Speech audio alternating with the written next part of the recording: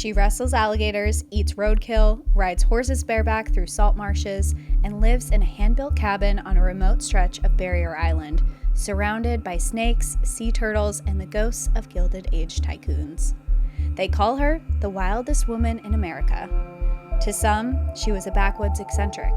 To others, a dangerous woman with blood on her hands. But to those who paid attention, to the biologists, the conservationists, and the generations who now walk a protected wilderness, she's something else entirely. A warrior. Carol Ruckdeschel isn't famous. She doesn't have a statue or a stamp, but she is the reason Cumberland Island, a vast stretch of untamed wilderness off the coast of Georgia, isn't paved over with boardwalks, gift shops, and luxury hotels. She stood her ground, not just against developers and politicians, but against the National Park Service itself. And she won. She also went head-to-head with some of the wealthiest families in America, people who saw Cumberland Island as their personal playground. She wasn't rich. She wasn't connected. She had no official title, no institutional power, not even a college degree. What she had was conviction, science, and an unwavering belief that wild places should be protected no matter who stands in the way.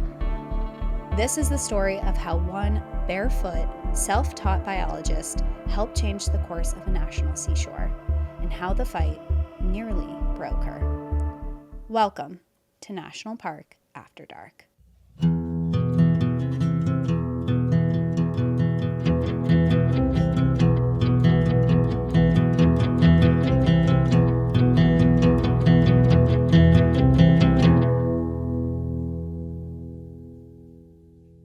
Hello, everyone, and welcome back to National Park After Dark. I'm Danielle. I'm Cassie.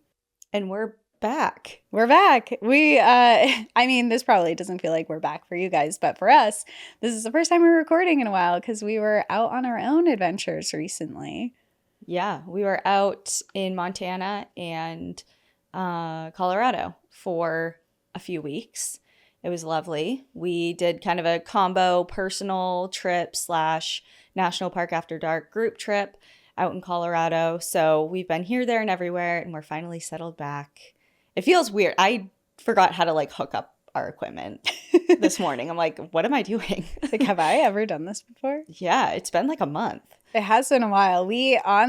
So before this, we recorded a ton. Every day we were recording. Yeah. And then because we were going to be gone for a while, and then now we're back and we're kind of just getting back into the swing of things. But we did visit Glacier National Park for the very first time, and we went to Granite Park Chalet, which if you listen to Night of the Grizzlies, you know what a feat that is and how exciting it is that we finally got there. So we got to see it. We had a wonderful time. We saw Sow and 2 of her cubs, which was really cool. And we learned some more stories that we hadn't heard of before about the Granite Park Chalet, which I'm actually going to do a bonus episode on our Patreon and Apple subscriptions this month. So if you're interested, we have. Yeah, Cassie was working. Yeah, I was working for sure. I was like, wait, what did you just say? What happened here? And I got some inspiration, which I'm excited about. Yeah, we got to spend 2 nights up there. It was awesome. One of the most visually stunning parks we've ever been to. For sure. And everyone who's been to Glacier is like, yeah, we know. We've been telling you. And it was just so cool. Such a good park. Lots of cool wildlife, good experiences, amazing people. And we'll chat more about it on your bonus episode, I'm sure, because there's a lot to say about Montana and how beautiful it is. And I kept looking at Cassie and she kept looking at me like those knowing eyes. And she's like, am I about to lose you to Montana? I'm like, I think so. Like, I get it. I will happily come visit. So. Yeah. So next move is to be determined, but I knew it wouldn't disappoint as far as somewhere I would love to see myself in the future. So, well, I'm excited to come visit. We'll have to record some episodes out there for work, so I'll have to come out. So we're not talking about Montana today. We're talking about Georgia. Yeah, we're going to Georgia today. And I'm actually telling a story that I have had on my mind for a really long time. I read this book about Carol I mean, over a year ago. It's been one that's been very highly recommended in our inbox, which I've seen a lot of, and I read the book a while ago, but I've just kind of been sitting on it. And this story, I just think is it's such an incredible story about a really inspiring woman who I think that you are going to really connect with, Danielle. And Okay. I think you're just going to love her. I love her, and I love her story, and I just think she is badass, and she's so unwavering in her opinions and her convictions and what she believes in, and I really love that.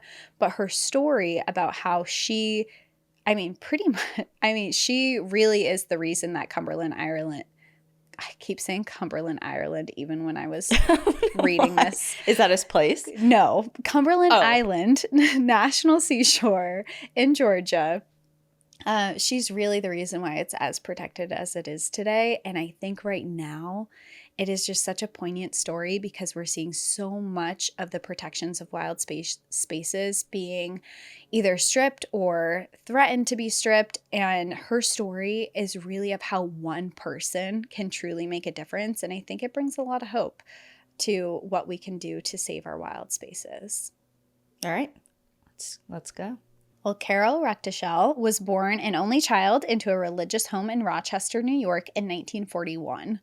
Her father, Earl, worked for Kodak and had a gift for mechanics. He taught Carol to shoot a rifle when she was just a toddler and showed her how to take apart and rebuild everything from lawnmower engines to watches. Her mother, Anne, was quiet and practical, but Carol wasn't emotionally close with either of them, and her parents had a strained marriage. They constantly fought and yelled at each other in the presence of Carol. When describing them, Carol has said, quote, "They were traditional, conservative, and walled off. I got used to being by myself. I didn't know anything else, so I didn't know that I was lonely. I knew from an early age that I was different. That meant being comfortable with solitude." While they were emotionally distant, both parents gave Carol a long leash. Their only rule was that she had to be home for the family's 5 o'clock cocktail each night. Which is crazy. Not 5 o'clock dinner, their 5 o'clock cocktail. Otherwise, Carol was free to roam the neighborhood and wander through the woods. While other kids were playing dress-up or riding bikes, she was stalking salamanders, collecting roadkill, and dissecting turtles with a steak knife. She chased frogs, studied snakes, and collected the bones of dead creatures that she found along the side of the road. Okay, is this why you think I'll like her? Yeah. Do you already like her? Yeah, I see a lot of myself in her. I'm not an only child, but there are aspects of my childhood that I was alone a lot, especially just I was my dad's only child. So when I was with him and he was off working and things like that, I would spend a lot of time by myself. And me and my sister have a pretty significant age gap. And I don't know, I just did a lot of things by myself. I feel like I have only child tendencies and energy. But yeah, the roadkill thing I get too. Yeah, that was honestly what it was. It's like she collects roadkill. And it was like most kids don't see roadkill. I would see roadkill and I'd be like, no, that's so sad. And I do think that, for the record. And then I'm like, can I have it? Well, that's what Carol was like too, because she's like, I'm gonna take it home and I want to study it and see what these and understand it. Yeah, which totally, it's cool. It's just different. She also had a love for all animals. She wasn't allowed to bring animals into the house, but she was allowed to bring them into the basement. So she turned the basement into a makeshift rehab center for injured wildlife. Nature became Carol's refuge, her obsession, and eventually her calling. When she was 10, her father's job took the family to Hawaii, where Carol was captivated by the ocean. She swam for miles through the canals behind her apartment, following porpoises and sea turtles all the way out to the bay. In fact, these were the first sea turtles Carol ever saw, and they would end up playing a major role in her life later on. A year later, the family relocated again, this time to the outskirts of Atlanta, Georgia, where Carol's bond with the natural world deepened even further. By age 11, she was hiking 4 miles alone every weekend to set crawfish traps and track raccoons. She often slept in caves, learning to cook food she caught, and foraged herself over open fire. When she was 14, she got her best friend, a German Shepherd, who Carol named Catfish. which I think is a really cute name for a German Shepherd. It is cute. I've never met a German Shepherd named Catfish, but I think that that's really cute. Never met anyone named Catfish. No. Would it be cat or fish as a nickname? Fish. Or neither. I think maybe Catfish is just the name.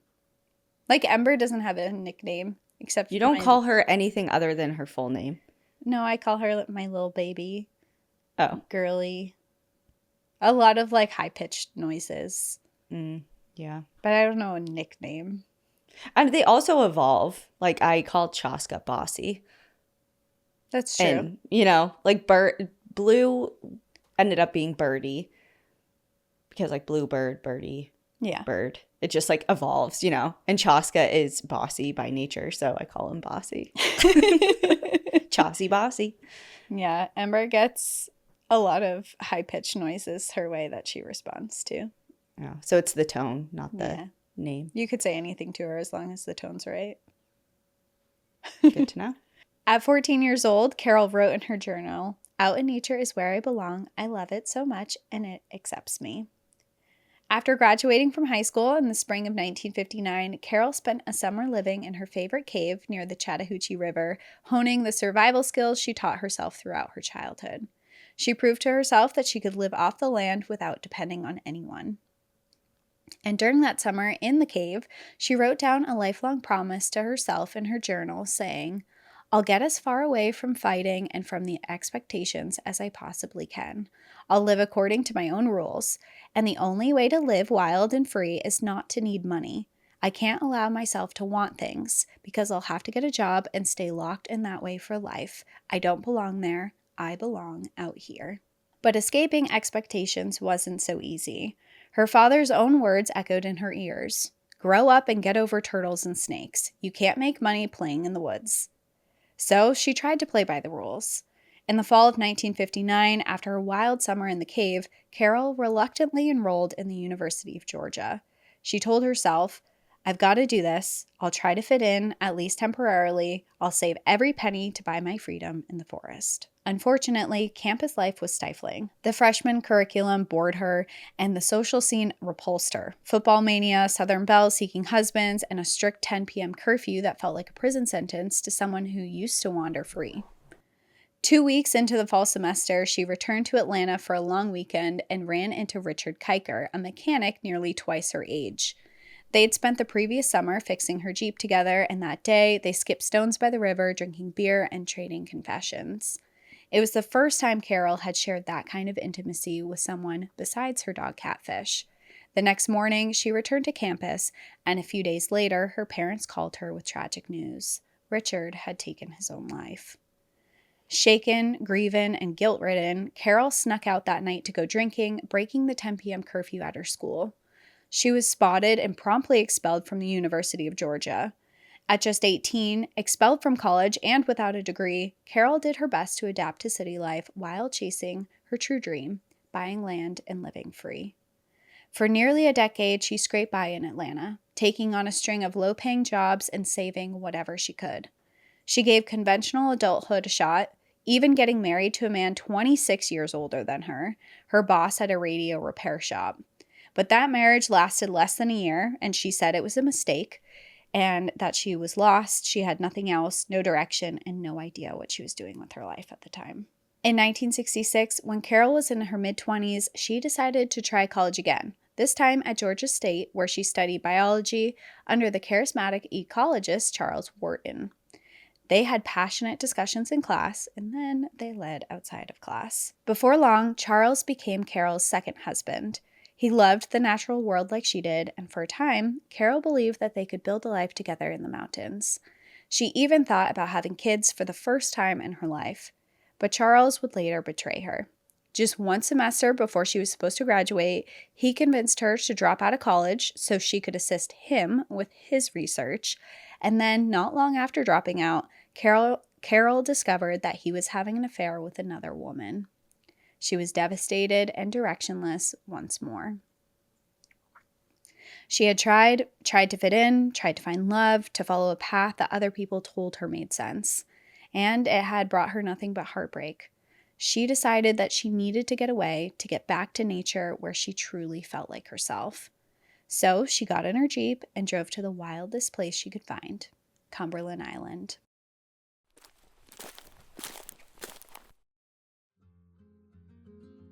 Remember when we were young and learned that the sun was going to explode in 5 billion years and we all collectively freaked out? Well, something that's also scary and is actually happening right now is microplastics.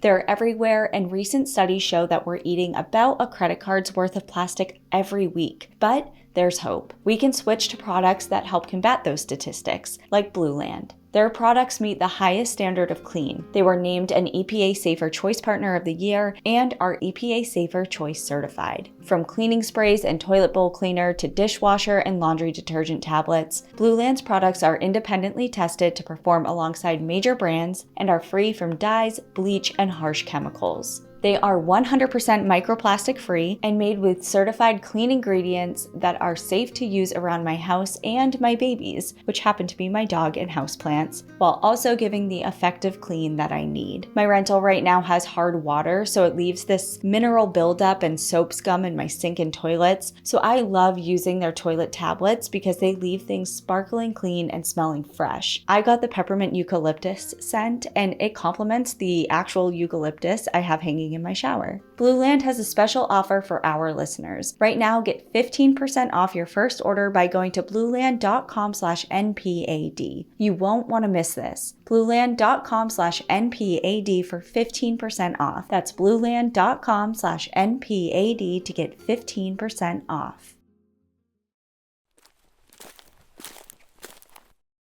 Cumberland Island is one of the biggest and most biologically diverse islands in North America. It's a wild, wind-shaped strip of sand, salt marsh, and maritime forest off the southern coast of Georgia. It stretches 18 miles from north to south, but in most places, it's only a few miles wide. The island is reachable only by boat, and when Carol first arrived in 1971 at the age of 29, it felt like stepping into a forgotten world. There were no bridges or paved roads, no gas stations or grocery stores, just soft sand paths, the hush of wind through towering live oaks, and the sharp cry of ospreys circling overhead. Dense thicket of palmetto opened onto moonlit beaches where wild horses grazed along the tide line and loggerhead sea turtles hauled themselves ashore to nest in the cover of the night. Spanish moss draped from the trees like tattered lace, and the air smelled of salt and sun-warmed pine. But beneath the island's beauty lies a long and complicated history. For thousands of years, Cumberland was home to the Timucua people, who lived in scattered villages and thrived on the island's abundant natural resources. In the 1500s, Spanish missionaries arrived, establishing outposts and attempting to convert the Timucua to Christianity. These efforts, combined with disease and violence brought by European colonizers, devastated the indigenous population. By the 1700s, the island had shifted into British, and by the early 1800s, it had become a site of sprawling cotton and rice plantations, fueled by forced labor of enslaved Africans. After the Civil War and the abolishment of slavery, much of the island was brought up by wealthy industrialists looking for secluded winter retreats. Chief among them was the Carnegie family, whose descendants would come to own nearly 90% of Cumberland Island. Lucy Carnegie, the widow of Thomas Carnegie, commissioned the building of massive estates, including one called Dungeness, a 59-room mansion complete with a golf course, pool, lavish gardens, all constructed in the 1880s. The ruins of that era still remain, crumbling chimneys of former slave quarters, brick kilns, family cemeteries, and empty mansions that are now overtaken by vines. For decades, Cumberland Ireland. God, there it is again. There it is again. I was saying it while I was reading and writing this too. I kept saying Cumberland, Ireland, and I don't know why. That is not the name. It is Cumberland Island. For decades, Cumberland Island functioned like a private kingdom, accessible only to the ultra-wealthy. But in the early 1970s, two things began to change that. The first was a growing national push to protect wild places. Amid mounting development pressure and internal divisions among the Carnegie heirs, Cumberland was officially designated as a national seashore in 1972, putting it under the management of the National Park Service. But even that didn't guarantee preservation. Powerful families still held large tracts of land. Developers had ambitious plans, and the federal government, through the National Park Service, was eager to make the island more accessible to the public with paved roads, visitor centers, and conference facilities. Which brings us back to the second thing that changed the lives of the wealthy on Cumberland Island. And that was Carol Ruckdeschel's arrival there. It wasn't just the beauty of Cumberland Island that captivated her. It was the wildness. It was the silence and the possibility of disappearing completely to live off the land and be self-sufficient. She felt like she had finally arrived somewhere that made sense, somewhere that could hold her. In a richly detailed biography of Carol's life titled Untamed, the Wildest Woman in America and the Fight for Cumberland Island, the author Will Harland writes, and this is the book I read also, by the way, highly recommend if you haven't read it yet for everyone listening. He wrote, "She and Charlie were finished, but a new relationship had begun. The island had already started to grab a hold of her. Nothing in her life had ever felt so right. Carol knew she had to return to the city after a few days, but she vowed to return to the island as soon as she was able." And I think that's just so special to find a place that your heart is truly like, this is where I belong. I think it's pretty rare. And to find your place in the world, I think it's a really special moment to realize. Yeah, this is where me and her just kind of diverge. I was like, oh, are we one and the same? And then I realized quickly, I'm like, I've never had that feeling before. It's not too late for you. It's not too late. You're still good. It's never too late, as they say. Mm-hmm. But yeah, I mean, the way you're describing it and everything, I mean, who wouldn't fall in love with somewhere like that? And then just to see kind of like projected out into the future, the changes that could undergo with all of these proposals and things to develop it further. It's a little scary to see like, oh, this piece of treasured landscape could just be gone right in front of me. And I just found commercialized. Yeah. Yeah. It's like I just found it. This is magical. This is where I'm meant to be. And it's under threat. And this is definitely a book that I read. And I personally didn't know much about Cumberland Island National Seashore before this. I had actually never heard of it until I read this book. And now I'm so inspired to visit. And I think part of it is because Carol's love for it shines through so much. It makes me want to see it as well. But also, it just seems so wonderful. There are so many hikes that you can do out to these really remote parts of the island, and you can sit and you can see loggerheads come up on the shore. And there's a huge, diverse ocean life too, marine life that's there. And there's dolphins and whales, and it feels so magical. And I really, really want to plan a trip there at some point. Yeah, well, the Carnegies were like, we love it too, and we need a 59-room mansion everywhere. My Acadia episode, they're in Acadia. They're everywhere. They're know. Trying to take over everywhere. And I get it. If you're super rich, you want to live in the best places and have the best things, but you also can't destroy it. Yeah, I don't know if you need a golf course there too. Yeah, why do you need a golf course? Golf courses are Don't get me started on golf courses. Golf courses are so ugly. They are so We're going to ugly. incite rage, okay? Remember when we talked about lawns and people got so mad? I know. But they are. Like, golf courses are just giant lawns, so it's kind of the same conversation. They are just giant lawns. There's not a single wildflower. And I know you need your, like, pristine golf course and the ball roll where it needs to go and doesn't mess up your shot. Whatever. They're so ugly. And then you just throw random sand pits in there just for funsies that didn't even exist before. I don't know. Sorry. Golf is so boring. I saw golf on at the bar the other day, and I'm like, what have we come to? Why are we all sitting here watching golf?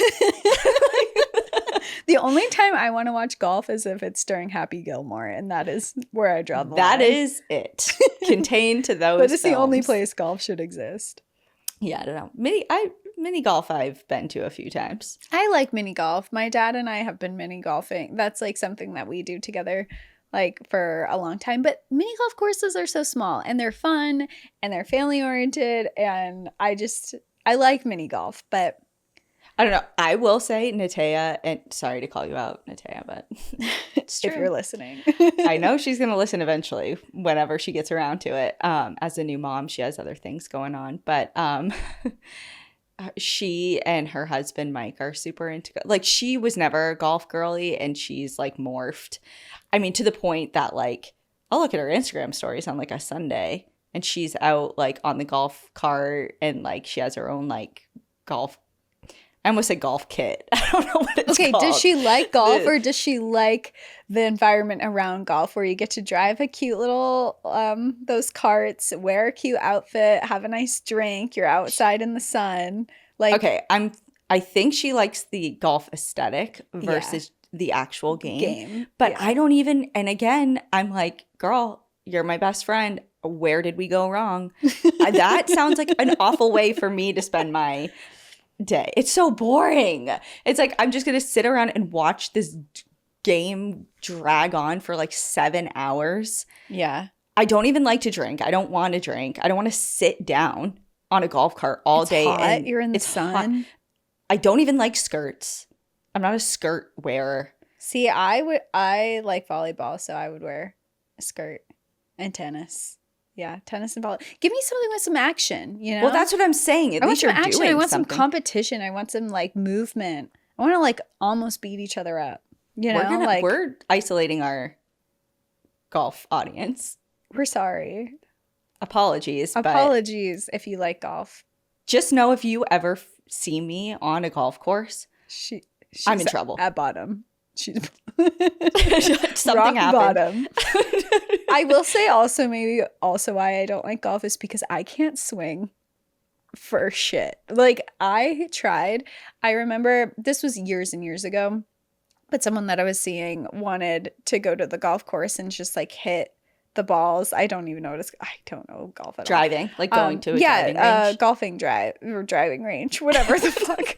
I don't know. We were there and he was like, yeah, do you want to hit this? And I was like, yeah, sure. And he's like, yep, you just swing like this and blah, blah, blah. So I try. This ball, I can't at all. I couldn't. Yeah. I couldn't get it far. Everyone else is swinging them. They're flying in the air, doing the whole Happy Gilmore thing where it launches super far away. Mine barely goes off the ground, and then it's like I could walk to wherever to go pick it up. It was embarrassing, so maybe that's also why I don't like golf, but I've never tried. Yeah. I haven't tested my skills beyond the mini putt thing, and that's fine with me. Yeah. Maybe I'm just like untapped. Maybe I'm really good at golf. Maybe you're missing out on your life's calling. Maybe. Probably not. But you never know. It's never too late. I think I would do like, I don't know, 18 holes. Why are there 18? Like, well, you can do the half. Okay, I would do 9, and I would dress up cute, and I would. We could do it for charity. We could do like a charity golf. Charity golf. We'd be really bad. What are we raising money for? I don't know. Anything. Golf. Anti-lawns. Charity. Anti-lawns. Rewilding. It's for charities that try and rewilding golf courses. Yeah. So that's what we'll do. Okay. Anyway, I don't even know how we got here, but just to be clear, we like people who golf, and I like friends. People who golf. I know one person right now golf. That I know golfs, and he's forgiven. Yes, and if you are listening and you golf, we like you, and we're sorry. Yeah. Anyway, going back into Carol, she hates golf courses, and she sees this island. She sees Cumberland Island. She falls in love, and she has to leave, but she vows that she is going to come back one day. So back in Atlanta, Carol found herself torn between two worlds. By day, she worked in the windowless basement of a natural history museum, preparing animal specimens for display, skinning elephants and ostriches beneath the hum of fluorescent lights. But after hours, her real work began. Her home was a ramshackle, one-bedroom house that she filled with animals, her own miniature wilderness in the middle of a run-down suburban neighborhood. Her roommates included an owl with a damaged wing, a raven, a gopher tortoise, gray rat snakes, frogs, salamanders, and 5 white leghorn roosters. Children from the neighborhood would knock on her door asking to see the animals, and Carol wrote in her journal of this saying, quote, "Kids reveal an obvious truth. Natural wonder is built into us. We are instinctively attracted to nature." And we'll see throughout this whole story that Carol is very big on journaling, and she writes a lot about her experiences in her life. Meanwhile, Carol was becoming increasingly active in the environmental movement that was sweeping the country in the early 1970s. Atlanta was a hotbed of civil rights and anti-war activism, and Carol added protecting nature to that list of causes. She lobbied for the Endangered Species Act and the Wilderness Act, and joined efforts to preserve Georgia's rapidly vanishing wild spaces. In 1971, she began working with the newly formed Georgia Natural Areas Council, a state agency tasked with identifying the most ecologically significant lands for protection. Her partner in the effort was Sam Candler, a soft-spoken heir to the Coca-Cola fortune who shared her love of wild places and had little interest in boardrooms. As you can imagine, Sam didn't take this government job for the money. He just really loved nature. Together, the two crisscrossed the state, hiking through mountain coves, exploring swamps, wading through marshes, and camping in ancient forests. They drove back roads in search of untouchable habitats, and more often than not, collected a cooler full of roadkill, which Carol called DOR, an abbreviation for dead on road. So she's just exploring, picking up her roadkill, bringing it home. And surprisingly, given Carol's wildness, she rarely hunted. Thinking back to the first time she had killed an animal at the age of 10, a sparrow, she said, "I had taken life unnecessarily, and instinctively I felt remorse." But she was far from being a vegetarian.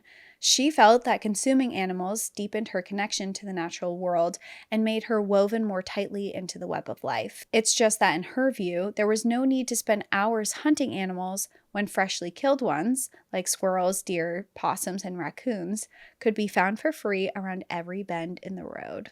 Oh, okay. So she's leveling up. Yes, so she's not just collecting and researching roadkill, she's actually eating them. I mean, I don't know until you try it. I just feel like, I don't know. I have come across roadkill that was fresh like a handful of times. Yeah. Like fresh enough to eat. Yeah. Otherwise, it's rancid and putrid, and it's being actively, no. Yeah. That's a step too far. I'm good. Well, each time she would eat meat, she would whisper a sort of prayer. She would say, "Your flesh becomes mine." And Sam Candler learned to spot roadkill from a quarter mile away. Carol taught him how to skin and prepare a wide variety of wild animals to be eaten.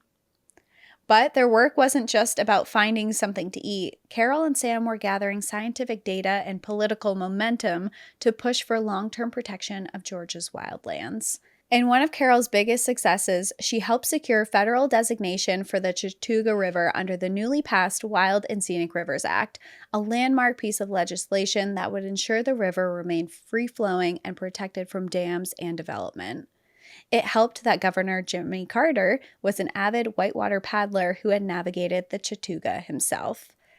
And if Jimmy Carter sounds familiar, he was governor at the time, but he is later the president. And Carol actually knew future President Jimmy Carter. Her and Jimmy would often exchange stories in the hall of the Georgia Capitol, and he proved to be a crucial ally. Not long after she took him out for an epic whitewater rafting trip, Jimmy signed the Metropolitan River Protection Act of 1973, laying the groundwork to safeguard the Chattahoochee River corridor, a sprawling ecosystem that included 48 miles of riverbank and Carol's favorite cave where she had lived for it that summer in high school. The proposal to make that stretch of land a national recreation area initially stalled under President Nixon, but when Jimmy became president a few years later, he signed the bill himself into law. The land Carol had known and loved was now federally protected. It's not what you know, it's who you know. It is. You know? Get you a president that cares about the wilderness.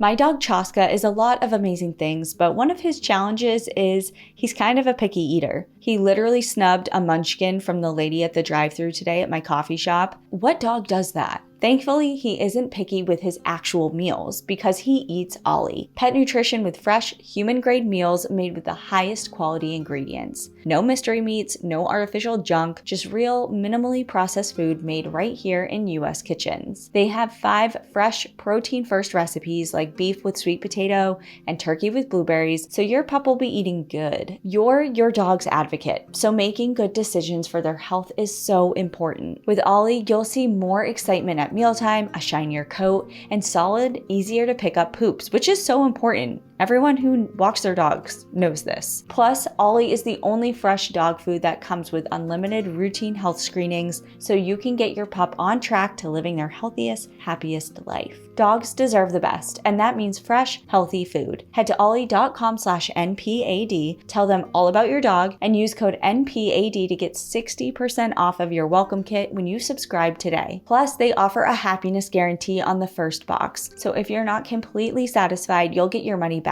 That's ollie.com/NPAD and enter code NPAD to get 60% off of your first box. Still, even as Carol racked up conservation victories, something fell off. Her suburban home, overflowing with wild animals and adorned with scenic posters, felt like a cheap imitation of the wildlife she truly wanted. And as her name started appearing in headlines, thanks to the New Yorker profile, Travels in Georgia, and a Mademoiselle magazine nod naming her the Woman of the Year alongside Barbara Streisand and Audrey Hepburn, Carol felt increasingly disillusioned. She turned down the invitation to attend the awards banquet in New York, saying, quote, "They probably just want to look at that freak from Georgia who eats roadkill. I would have been miserable trying to act what they call civilized and breathing all that smoke and pollution." It is cool that you have her name next to Barbara Streisand and Audrey Hepburn, but I totally get that. Yeah, she kind of feels like she's like, I'm not one of them.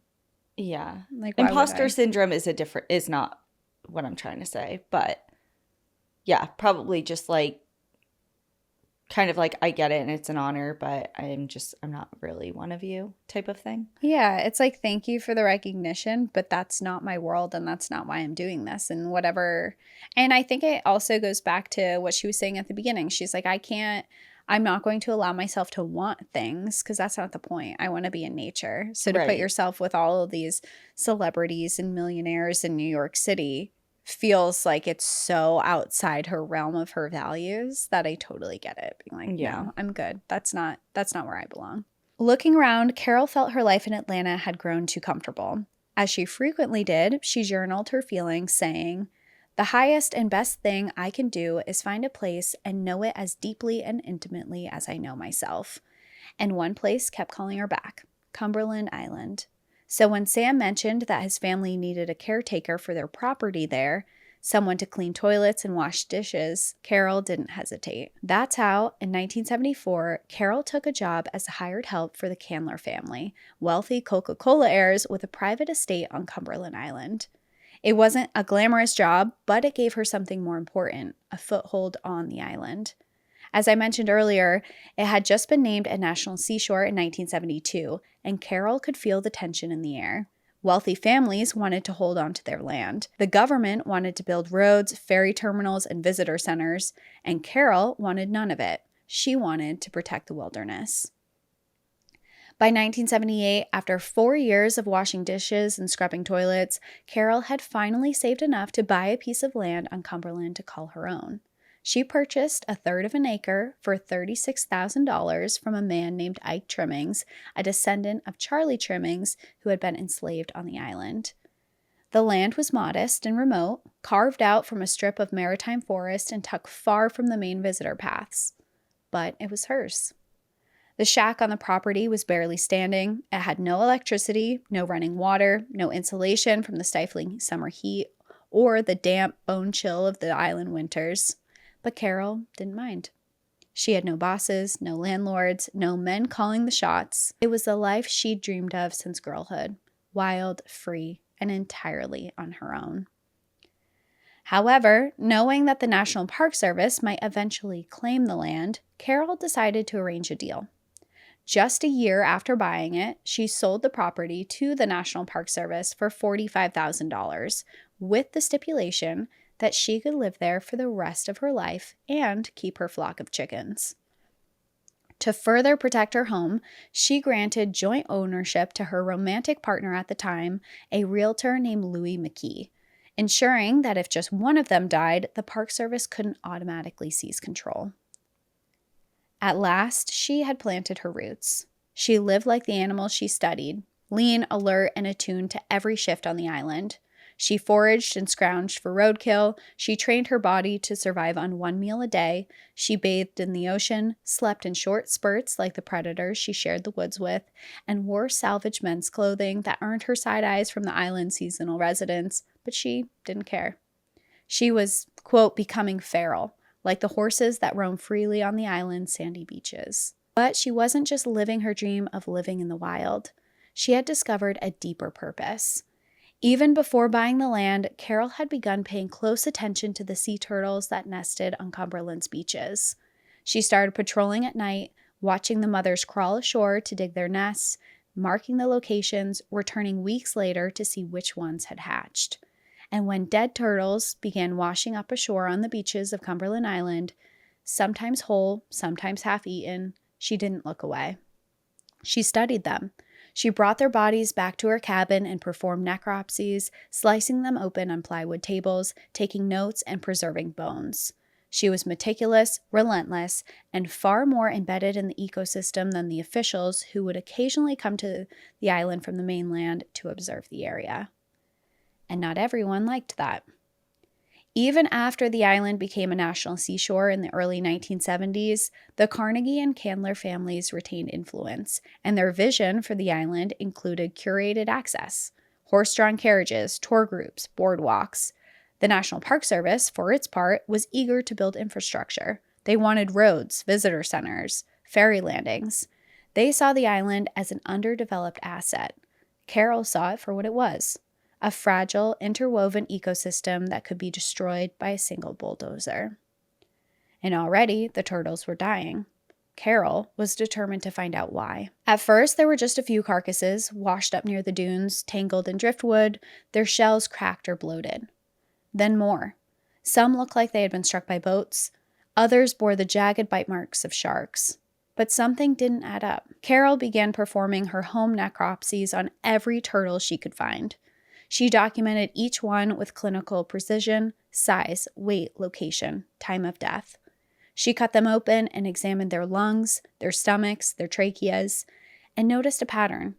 Even the turtles with visible injuries had drowned. Their airways were foamy, their bodies were full of bloody fluid. Whatever had killed them, it had started with suffocation. Over time, a grim picture emerged. More endangered sea turtles were dying than ever before. Shrimp trawlers off the shore of the island were dragging their nets too long underwater. In the process, they were unintentionally catching and drowning sea turtles, thousands of them. It was carnage on a massive scale, and almost no one was paying attention, except for Carol. She compiled her findings into reports and started sending them to anyone who would listen: government agencies, universities, reporters. She didn't have a PhD or even a college degree, but she didn't work for a lab, but her data was airtight and her commitment was impossible to ignore. When asked why she was studying the turtles, she said, quote, "The whole point of my work is to make their deaths useful. Preserving and studying the carcasses at least provides some purpose of the carnage." Word began to spread. Journalists came to the island to interview the barefoot woman gutting turtles in the woods. Mainstream scientists took interest, and even conservationists began citing her work. In a world that often dismissed people without formal credentials, Carol had done something remarkable. She generated meaningful, undeniable science, and she had done it alone. But the attention didn't make her life any easier. The National Park Service was already uneasy about her presence on the island. Now, she was publicly criticizing their management and documenting the environmental damage that they were ignoring. When a wildfire swept through the island and the Park Service dropped toxic fire retardants and salt water from helicopters to put it out, Carol took samples of the contaminated freshwater lakes, soil, and marsh plants to show how they'd harm the fragile ecosystem. In response, the park superintendent told her, quote, "To be perfectly candid, Carol, as long as we don't lose any houses or human lives, it really doesn't matter." As you can imagine, Carol clashed repeatedly with the superintendent, who accused her of being a pest, a squatter, and a troublemaker. In return, she thought he was an idiot, saying, quote, "If his IQ were any lower, he'd have to be watered twice a day." Oh my gosh. Whoa. Like, shots fired.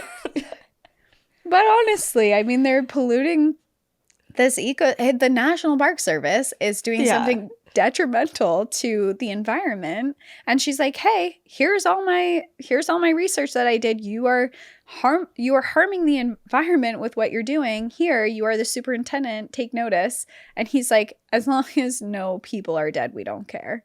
Yeah. It's like, feels like a sin when it, especially given your position. Yeah, it's like, why are you there? Supposed to be doing. Yeah. And overseeing and what you're supposed to be working for and who you're supposed to be protecting. Yeah. I love that insult too. That was like among the top insults I've ever heard. If I ever need to insult someone, that's what I'm using. Yeah, because the best insults are ones that make the other person kind of like stop for a moment and reflect and let it really sink in. Yeah. It's like, ouch. And that I couldn't even be mad. I think if someone, I mean, my feelings would be hurt if someone said that to me, but I would just be in awe of them. Yeah. So everyone who gives us like really mean reviews, they're not like that. Yeah. Be wittier. So we can at least appreciate them and all their meanness. But obviously with Carol saying stuff like that, she didn't really care about making friends. She wasn't trying to climb this ladder. She was simply just trying to protect the turtles. That's all she cared about. And she didn't care where it was coming from. It didn't matter what your position was. She was very hard and fast in hers. And it was that she wanted to protect the island and the turtles and all of the wildlife that's there. Because what she understood more than most scientists or officials or politicians was that everything was connected. The dunes shape the tides shape the nesting grounds, and the turtle's survival hinged on all of it.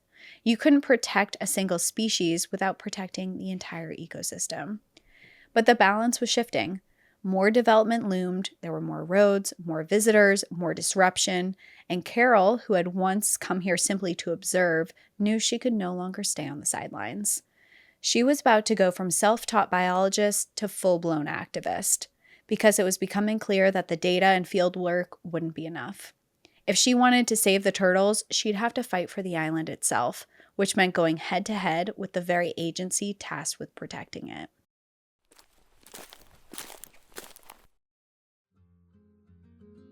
Contrary to what the internet and social media may be feeding you, looking good doesn't have to cost a fortune. And my favorite place to grab items for my capsule wardrobe, Quince, has the good stuff. High quality fabrics, classic fits, and lightweight layers for this warm weather, all at prices that make sense. Every time I order items from Quince, I find myself reaching for them over and over again every day. I have their silk pants, a cashmere sweater that I snagged for just $50 by the way, and comfortable lightweight pants that all can be dressed up or down. You know, the whole like take this look from day to night? They actually do that. Everything with Quince is half the cost of similar brands, and by working directly with top artisans and cutting out the middleman, Quince gives you luxury pieces without the markup. Plus, they only work with factories that use safe, ethical, and responsible manufacturing practices and premium fabrics and finishes, which makes me feel great about what I'm buying and comfortable with what I'm wearing. My most recent purchase was the leopard print midi silk skirt, and everyone in my town is probably thinking they're in the Truman Show if they've seen me out and about because I wear this thing every day. It's been so warm here recently, and it's just, I love it. I'm also going to sport it to Cassie's bridal shower in a couple weeks as well. Keep it classic and cool with long-lasting staples from Quince. Go to quince.com/NPAD for free shipping on your order and 365-day returns. That's QUINCE.com/NPAD to get free shipping and 365-day returns. Quince.com/NPAD.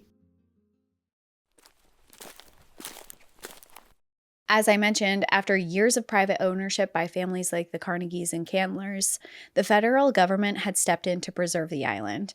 But by late 1970s, the writing was on the wall. Preservation to the Park Service didn't mean what Carol thought it should. The Park Service envisioned hotels, paved roads, a conference center, gift shops, and ferry service to accommodate as many as 1 million visitors a year. They wanted to make the island more accessible. To Carol, it felt like they were preparing to destroy it. Because remember, this place is 18 miles. It's not big. It's not big at all. And yeah, 18 miles is not that long to support that amount of human traffic. That's 1 million visitors a year. A lot. On such a small, fragile space with roads now. And yeah, it's just... It's a big ask to do that. And she noticed that even sacred sites weren't safe. One proposal included a wastewater treatment plant near Brick Hill Bluff, which was an area rich in indigenous history and ecological diversity. Another suggested building 12 ferry landings from the mainland and bringing in tour buses. Carol was obviously mortified. So she began to mobilize. She drafted letter after letter to the National Park Service leadership, the Department of Interior, Washington officials, and the press. She challenged the official environmental impact statements, weak understanding of wilderness, and raised flags about potential damage to fragile historic and natural features. To many in power, this made her a nuisance, but to others, she was a rallying point.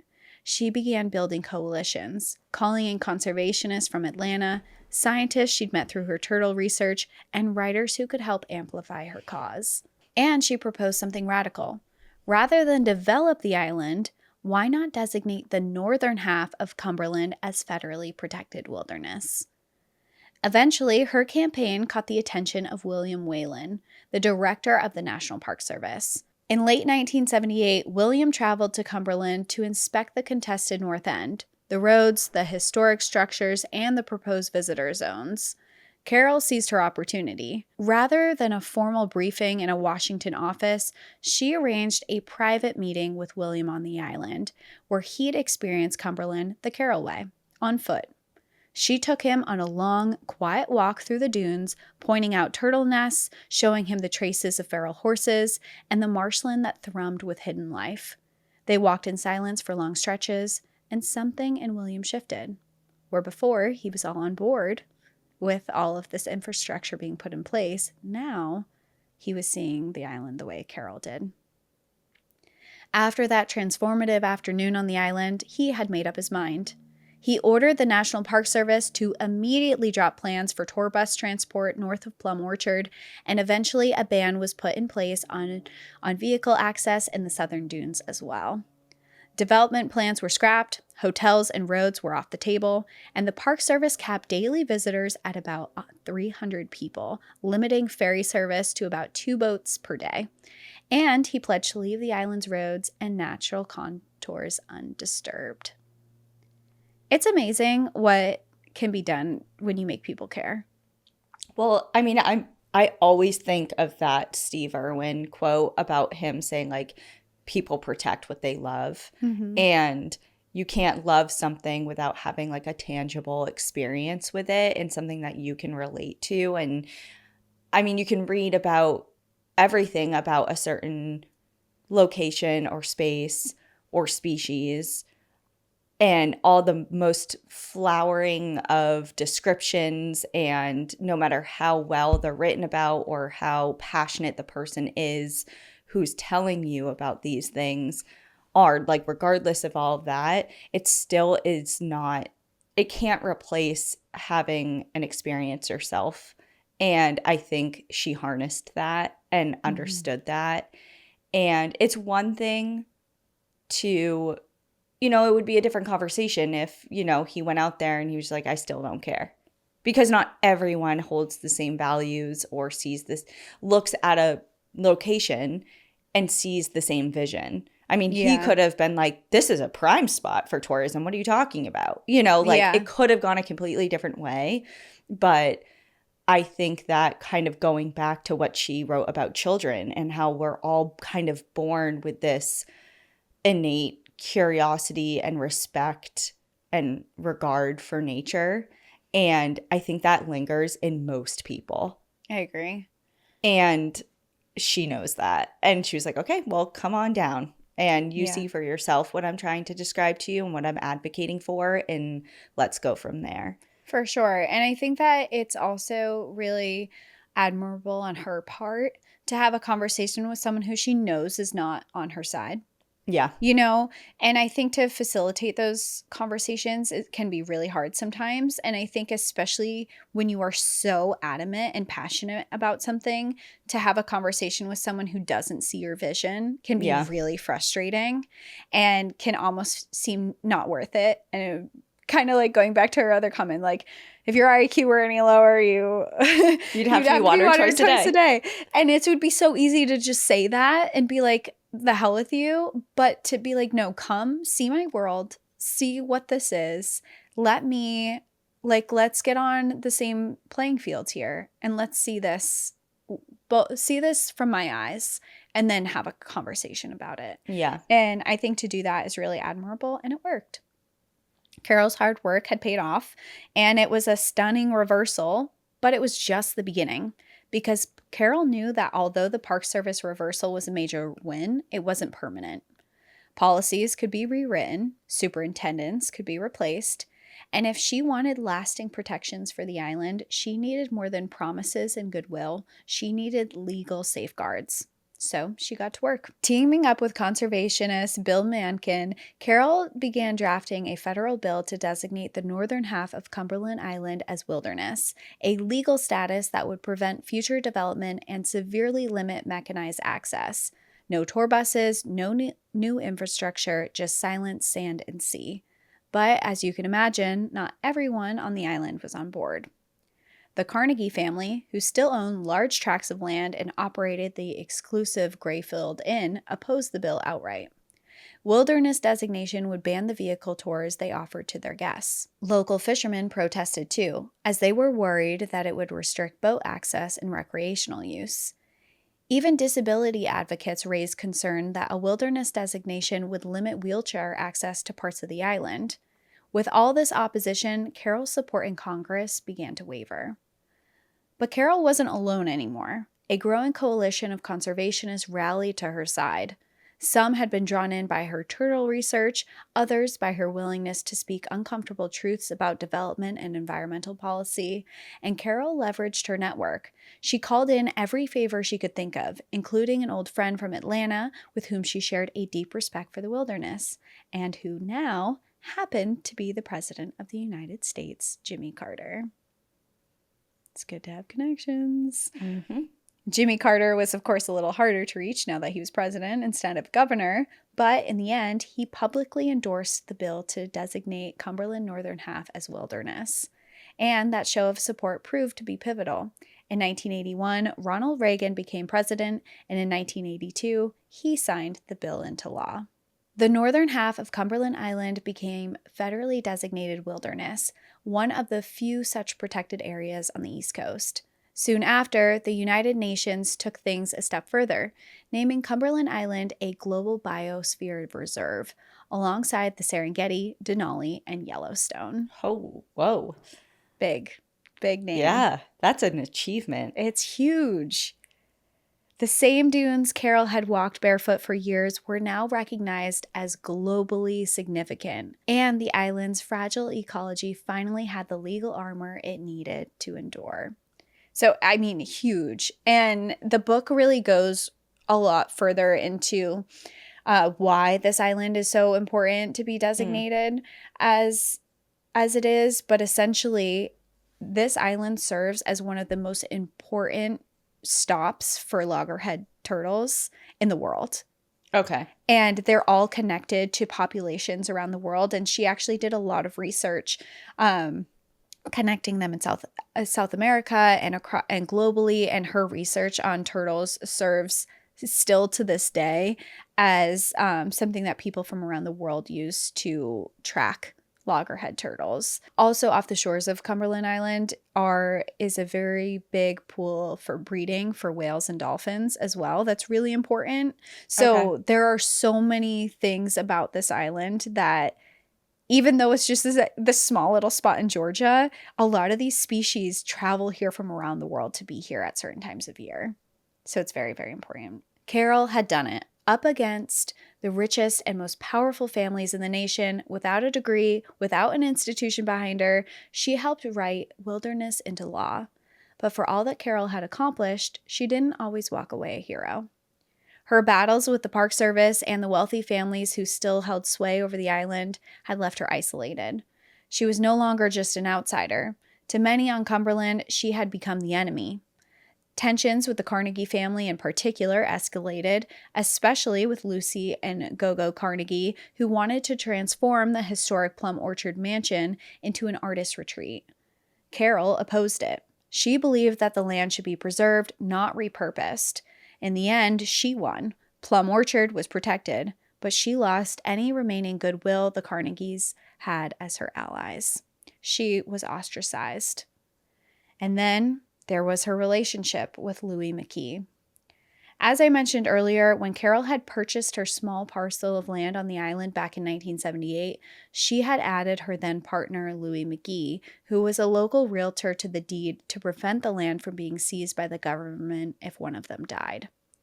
But Louis began drinking heavily, and when Carol told him she felt their relationship had run its course, he turned extremely violent. At one point, he knocked her unconscious. The physical abuse forced Carol to flee the island, and at the age of 39, she moved back into her parents' home in Atlanta to escape him. For months, she tried to let go of the place she loved most, thinking that she could never return because of the threat of Louis' violence. She wholeheartedly believed that he would kill her. But still, with that in mind, the island was tugging at her. In the end, it was her friend Jesse Bailey, who lived on the island, that lured her back. He called her one day with reassuring words. He told her Louie had moved on. The chickens she left behind had missed her, and it was now safe to come home. And Carol believed him. She was excited. She packed immediately and returned to Cumberland the next morning. Her first stop was the ocean. She dunked herself in its wild waters, letting the salt wash away months of fear and homesickness. And when she returned to her cabin, something felt off. It was quiet. It was too quiet. She discovered that raccoons had raided the coop long before, and Jesse hadn't been looking after them as he had told her. She questioned, had he also been lying about Louie?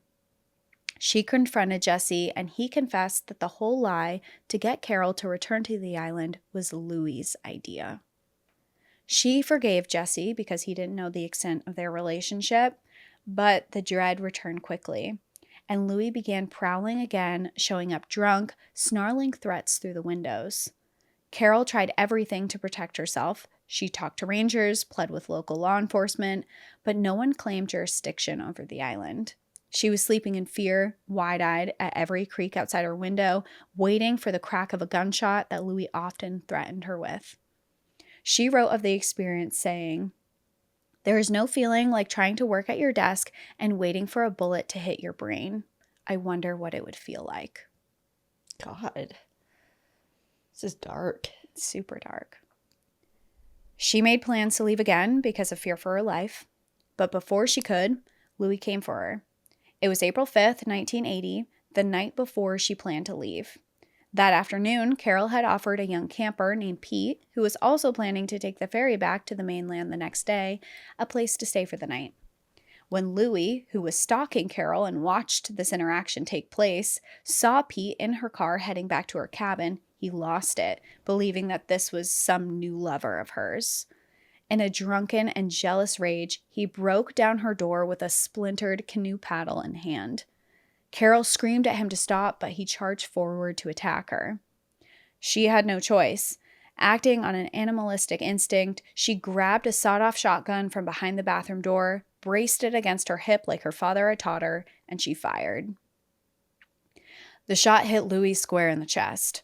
He staggered backwards and collapsed on the porch, the shot killing him almost instantly. Smoke hung in the air, and Pete clutched his glass of water, stunned while Carol stood frozen.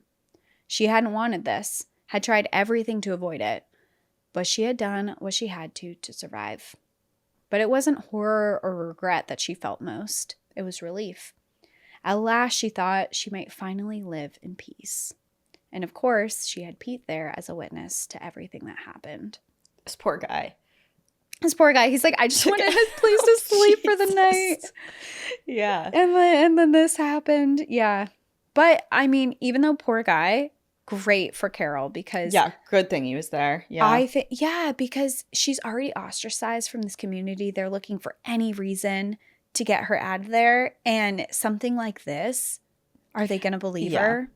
I mean, despite all of her, I mean, it's clearly on record that she had been trying to get other people's attention and assistance and help and kind of trying to advocate for herself. But no one had really taken her seriously. So there's like this kind of paper trail of recognition that this was kind of happening. But we all know that in the end, a lot of times it doesn't really do It should much. matter, but it doesn't always. Yeah. Thankfully, the law agreed that she was not guilty and it was defense. Carol spent a single night in jail, and a grand jury ruled that the killing was an act of self-defense before she was acquitted on all charges. But it turned out she still couldn't live in peace on the island because, in the court of public opinion, she was condemned. Rangers whispered that she had murdered her way onto the island. Louis's brother called her a black widow spider. People said she had killed for control of the land. Already seen strange and unsociable, Carol became something more threatening in public imagination. Now she was a figure to be feared, resented, and vilified. As Will Harland wrote in her biography of the aftermath, instead of Louis stalking her, she was now constantly shadowed by shame and sorrow. 2 years after Louis's death in 1982 came another tragedy. Carol's close friend Jesse drowned during the high tide while clamming. It was his dog who led Carol to his body. When she didn't attend the funeral, the rumors started again, that she had something to do with his death, too. The rumors and gossip followed Carol for decades. In 1997, years after her big wins getting Cumberland Island protected as federally designated wilderness, a best-selling author named Nevada Barr wrote a novel called Endangered Species that many on Cumberland immediately recognized as a thinly veiled caricature of Carol, a woman who ate roadkill, seduced men for power, and used sea turtle research funds to support a cocaine habit. Carol sued Barr for libel, and in 2006 she won the suit, but the damage was done. The image of the wildest woman in America was now layered with something darker and much more dangerous. And what an insult. I mean, to base a character off of her and then say using her funds for her turtle research, which she's also not making money off of, by the way. She literally survives on her own on this island. She eats roadkill. She's not grocery shopping. She doesn't have a lot of money here. She's never cared about money. And to say that also, she's funding a cocaine addiction. Well, not only that, but just like the stark difference of like who she's sharing the island with, like some of the most wealthy people and families in the United States or the world. And it's like, not to say that they're doing anything nefarious with their money, but of course, they're not spending it wisely. And yet you're picking on saving Carol. Environment. She doesn't have a dime to her name almost, and she's living on a third of an acre in a shack. And they have a 59-room mansion and a golf course and whatever else going on. And they're vilifying her. Yeah, she's getting picked on. It's just like, yeah. Oh my God. The audacity. Yeah. It's like if Carol had millions of dollars, everything would be protected. Every coast would be protected. You know, like, you wouldn't be buying a 59-room mansion. She'd probably still live. She feels like the type of woman who, even if she had millions and millions of dollars, she would still live in that shack. Yeah, it's like if I won the lottery, there'd be signs, but the signs aren't a big house or anything. You know, it's for her, it would be everything around her would be protected. Yeah. So. Yeah, which says a lot more about her. And it's just crazy to me that she becomes the villain even after, I mean, she's stalked, she's abused, she's a survivor and she's a fighter and she's being vilified. And that just makes me so angry for her. Also this name sounds so familiar. Which name? Nevada Bar? Yeah. Maybe you've seen his book before. I feel like he has a lot of books. Is it? I see right here, endangered species. Blind Descent, Bittersweet, Borderline, The Rope. They're all like outdoor based. I've never read any of his books. Yeah, these are all. I've never either, but I've definitely Winter Study. There's one with wolves. Yeah, I feel like I've seen these kind of like. Oh, wait a minute here. Hold on. You're like, wait, I've read his books. Hold on. Wait a minute. This one about, now that I know the things that I know about kind of like the angle. This one right here, Winter Study. It's about, because I'm just looking because I had a wolf on the cover. And it says, soon after Anna Pigeon joins the famed wolf study team of Isle Royal National Park in the middle of Lake Superior, the wolf packs begin to behave in peculiar ways. Giant wolf prints are found, and Anna spies the form of a great wolf from a surveillance plane. When a female member of the team is savaged, Anna is convinced they are being stalked, and what was once beautiful, idyllic refuge becomes a place of unnatural occurrences and danger beyond the ordinary. It's like, okay, I don't know what that means, but like, if you're about to vilify wolves, there's gonna be problems over here. First Carol, and now the wolves. What's next? It's like, come on. I don't want to. I have no idea what it's about. Like, It had we nothing will to do not with be reading Nevada Bar's books for our book club. That is interesting. For sure. So it's just interesting because they're all like, clearly they're gaining inspiration from true things, true events in nature and on like, yeah. Yeah. Well, I'm glad she's sued and won because that is a crazy portrayal of her after everything that she's been doing to I hate that. To spin it like that is it kind of reminds me of a really like how much I hate Cocaine Bear, that movie. It reminds me of talking about this. I know. I feel like it comes up in my life a lot now that I've seen the movie and learned the story. It reminds me of Cocaine Bear a little bit though, because not the drug reference, but just taking a really interesting story and spinning it to be something that it's not, to dramatize it and make it like when it's already worthy on its own for like readers, but it's not. Like Carol's story is so much more interesting than whatever that funds to support cocaine. Like that's stupid. It's so stupid. And same with Cocaine Bear, how they made that movie. The movie was. The real story is so interesting. Campy. Like, it was intentionally campy, I think. Yeah. Well, that's what his books feel like. They probably are, too. But are you sure? I don't know. No, if it... I don't know. God, first the golf audience and now the Nevada Bar. Sorry, Nevada audience. Bar. Sorry. But I've never read any of the books. We like Carol. Don't fuck with her. Yeah. Oh, wait.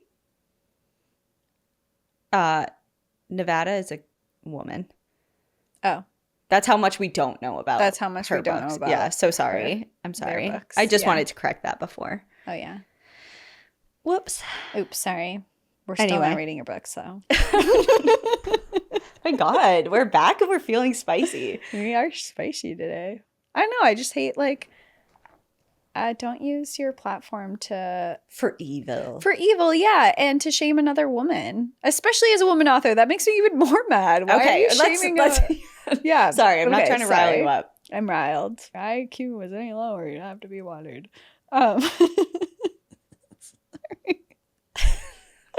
Okay, so with all of this, her being ostracized and everything, it's no surprise that Carol withdrew further and further over the years, despite her success as a conservationist. She had always been comfortable in solitude. Now it was this armor for her. But she kept working, with a special focus on her beloved sea turtles. Carol had necropsied more than 4,000 sea turtles on Cumberland Island, documenting every injury, every pattern, every data point that might help future scientists understand what was killing them and how to stop it. In 1990, the Smithsonian Institution requested her collection of sea turtle and marine mammal specimens, which at that point was one of the largest in the world. She agreed. Her meticulously cataloged skeletons and tissue samples were shipped to Washington, D.C., where they remain part of the national collection. More recently, in 2023, thousands more of Carol's specimens, along with field notes, maps, and documents from the Cumberland Island Museum, were transferred to the University of Georgia's Natural History Museum, where they'll be preserved for future research. Carol never sought recognition. She didn't give TED Talks or lead nonprofits, but her fingerprints are everywhere, from the island's lasting legal protections to the drawers of the Smithsonian. Her legacy is complicated, and it's unfinished. Carol Ruckdeschel is now in her 80s. She still lives on Cumberland Island in the same ramshackle cabin she built by hand more than 40 years ago. The wooden beams are bleached by the sun and warped by salt air. The roof leaks when it rains, but Carol doesn't mind. On the island, she's connected to nature, a part of it, not apart from it. In many ways, Carol's battle never ended. Over the last several decades, she has continued to advocate fiercely for Cumberland's protection, objecting to new proposals of increased tourism, opposing development, and defending the humane treatment of feral horses.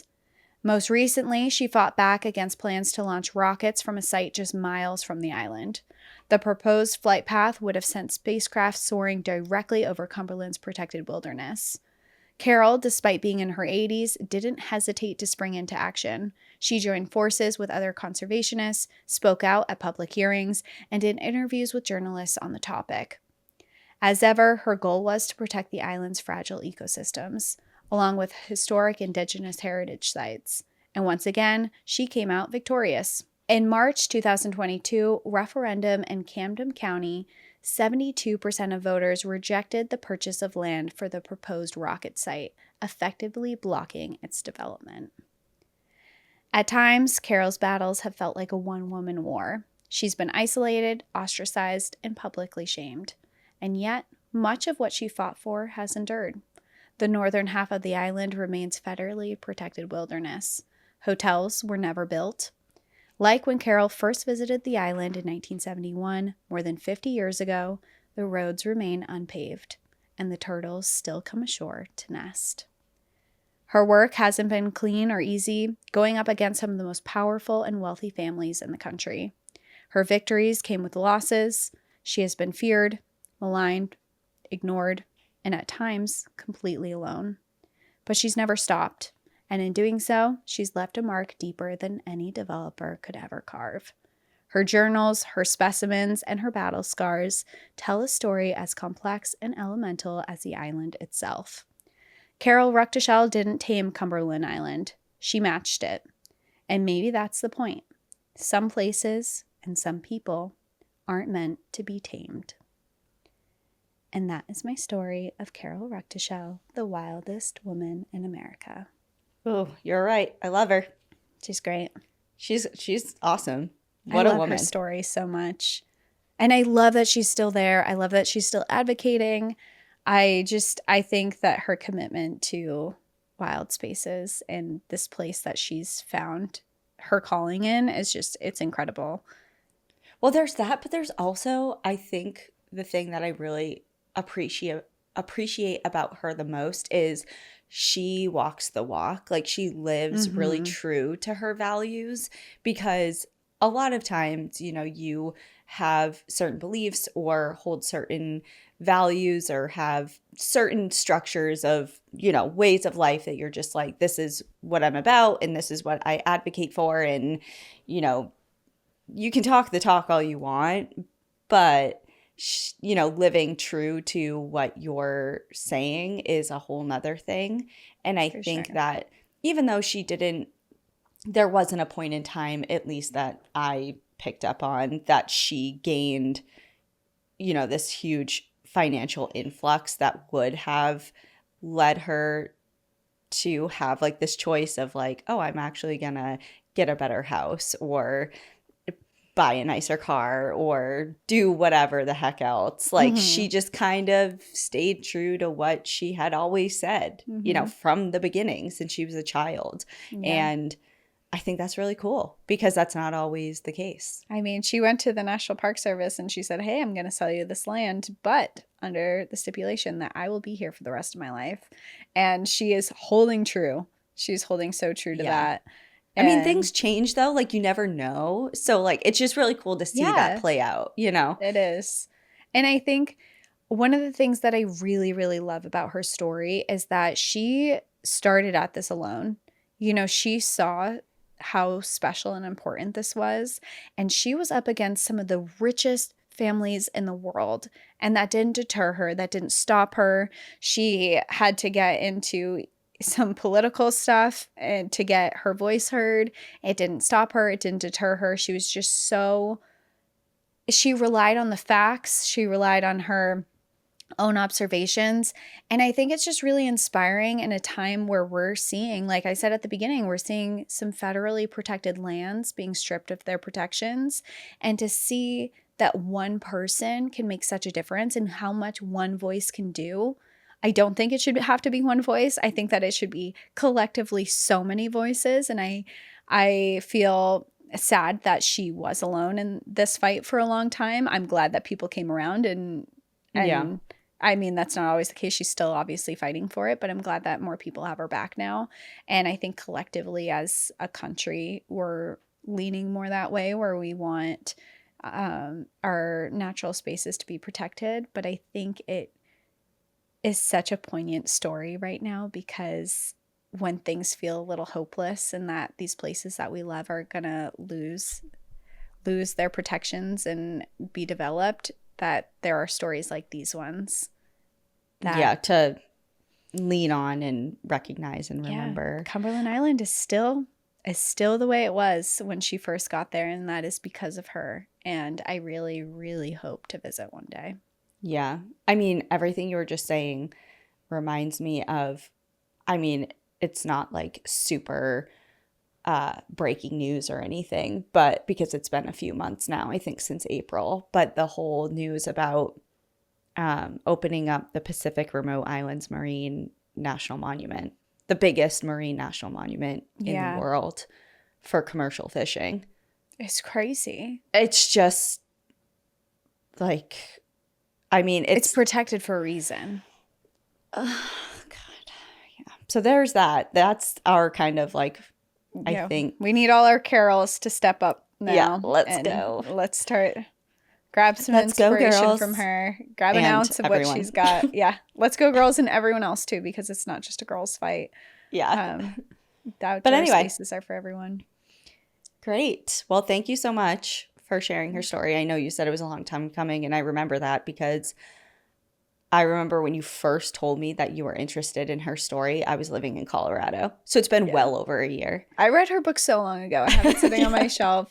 I loved it. Staring at you. Yeah. And if anyone is looking for a book recommendation, read her book, The Wildest Woman in America. It is not written by her, but the author worked very closely alongside her, and she had very much a say in this book. So it wasn't like published against her will or like not in conjunction with her. So she's very heavily involved in it, and it's a beautiful book, and it's very interesting, and I really loved it. So that's my book rec for this episode. Awesome. Well, and as always, I'll add it to our npadpodcast.com, our website. We have a bookshelf tab where I try to put every book that we reference. So many. I know there are so many, at least like the big ones, the heavily used or recommended for each episode. I try and put up there. They're not categorized by episode, but they're all like just up there. So that'll be there too. I'll add it on there. And thank you everyone for listening. We will see you next week. In the meantime, enjoy the view. But watch your back. Bye everyone. Bye. Thank you for joining us again this week. If you love National Park After Dark and want to hear exclusive bonus stories, join us on Patreon or Apple subscriptions. Patreon subscribers have access to our National Park After Dark book club, live streams, Discord, and much more. If you prefer to watch our episodes, video episodes are now available on YouTube. If you're enjoying the show, please take a moment to rate, review, and subscribe on your favorite listening platform. And to follow along with all our adventures, you can find us on Instagram, Facebook, TikTok, and X at National Park After Dark.